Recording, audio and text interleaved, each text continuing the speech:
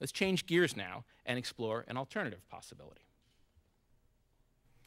The tight belts future paints a picture of a world where a small group of foreign-based multinational corporations dominate the global economy. The US has never fully recovered from the deep recession of 2008 and 9, and a spirit of forced austerity prevails. In this future, like in Global Village, the US is no longer the dominant global force it once was. But here, people and capital are far less internationally mobile, and the US suffers from severe lack of investment in a variety of areas. While countries like China and India still drive the global economy, the jobs they generate don't often find their way to the US, as energy and transportation costs remain high. Given economic stagnation and rising energy prices, investors around the world are highly risk-averse, and capital is hard to come by. The Fortune 500 now includes just a few American companies, and many icons of American business have been either bought by foreign interests or have moved overseas. The most prominent example of this trend is GM's decision in 2020 to move its headquarters to Mumbai, to be closer to burgeoning end markets and large, talented labor pools. Stateside, management consulting and professional services are among the few sectors in which American businesses are still globally competitive.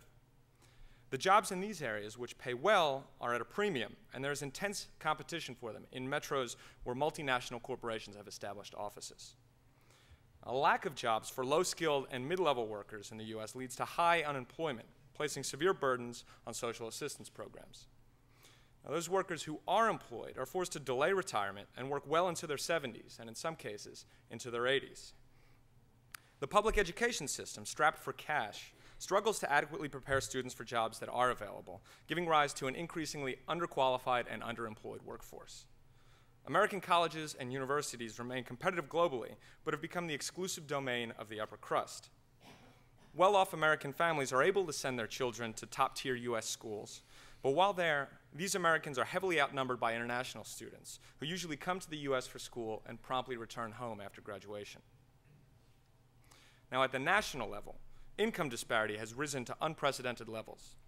Social tension and crime are high, and communities across the country have become increasingly isolationist and segregated. Gated communities are popping up in metros across the country, and while the downtowns of major US cities glitter and bustle, peripheral neighborhoods and towns sorely lack investment and opportunity. New real estate development clusters around central cities and well-connected towns.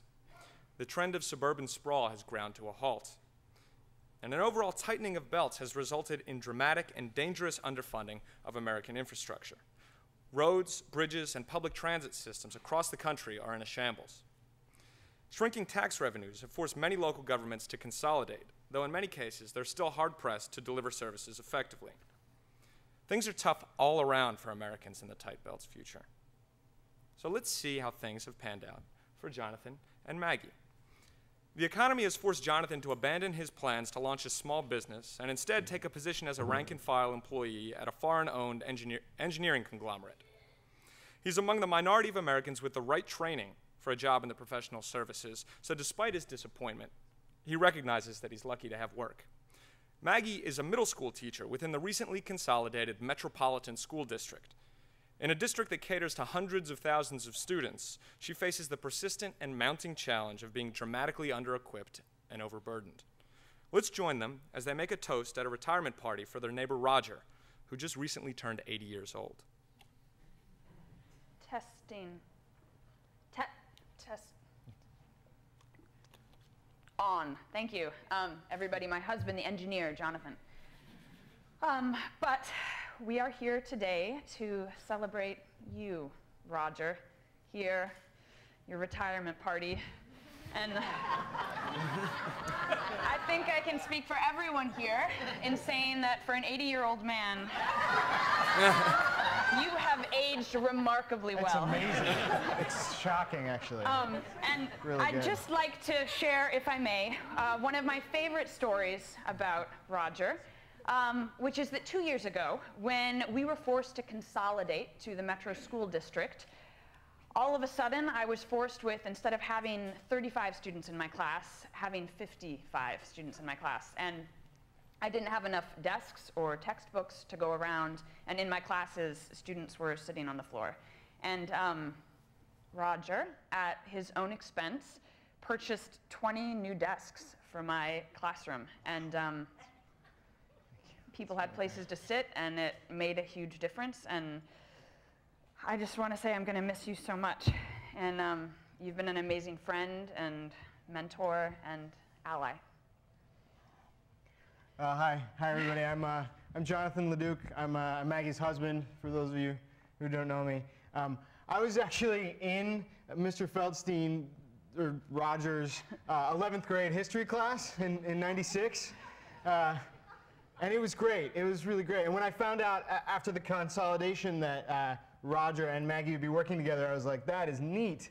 That's going to be great. And you were so inspirational to me, to follow my dreams of starting my own business and getting out there. And it's not working out right now, the economic situation being what it is. But not that I'm not grateful to have my job at Johnny Trade International. I'm really grateful, but it's not exactly what my plan was. But you always said reach for the stars, and it's a little cheesy, but I can reach for the stars, even if they seem out of reach right now.